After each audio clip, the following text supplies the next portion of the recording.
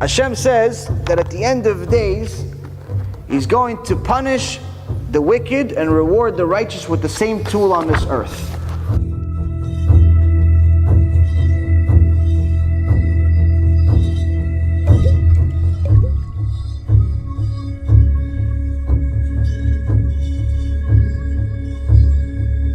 It's called the sun. In Tehillim, Psalm 19, verse 5, David HaMelech tells us that Hashem is going to burn the wicked with the sun, while the righteous are going to be revived, meaning they're going to feel a healing power with this very same sun. And David HaMelech tells us exactly how it's going to happen. Hashem is going to take the sun out of its shell. Now the last time you looked at the sun, which most people can't look at the sun for very long, but last time you looked at the sun, did you see a shell? I didn't see a shell. So what is David HaMelech talking about? According to our knowledge, that's not scientific, this is what the sun looks like. Just a big ball of fire. But David HaMelech says, no, this big ball of fire, that's the shell. The real sun is inside. Scientists, in just the past generation, Dr. Vidal, a senior astronomer at Greenwich Observatory in England, a professor of astronomy at Australia's National University,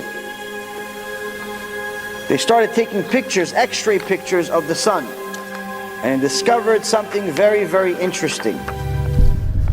The sun really does have a shell. The real sun actually looks more like this, where the real sun is a small ball inside, which obviously in comparison to us, it's huge. But the outside is a shell. Now why did Hashem create this sun this way? Because the sun that's inside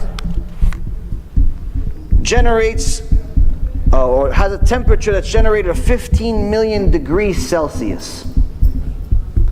But the temperature that we get to our earth, and the temperature that we get from the outer part, is only 6,000 degrees. A little bit of a difference. Meaning that if this shell did not exist, neither would we.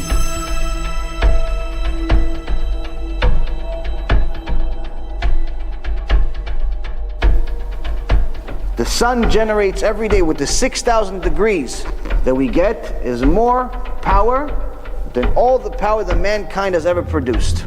And it does it every minute. Every minute that the sun exists, it creates more power than we've ever generated as a mankind. But that's with 6,000 degrees. If we really had the real sun, obviously it would be drastically bigger.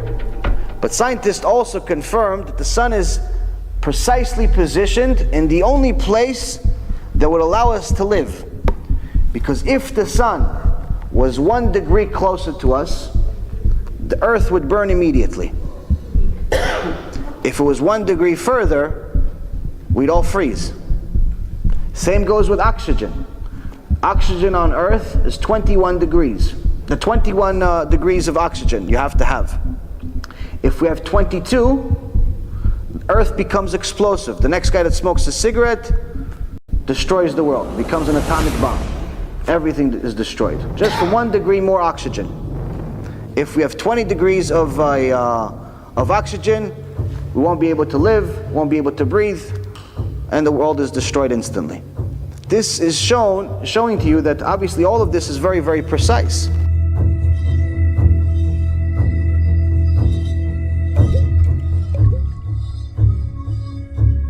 This cannot happen as a mikre, meaning as a happenstance or coincidence.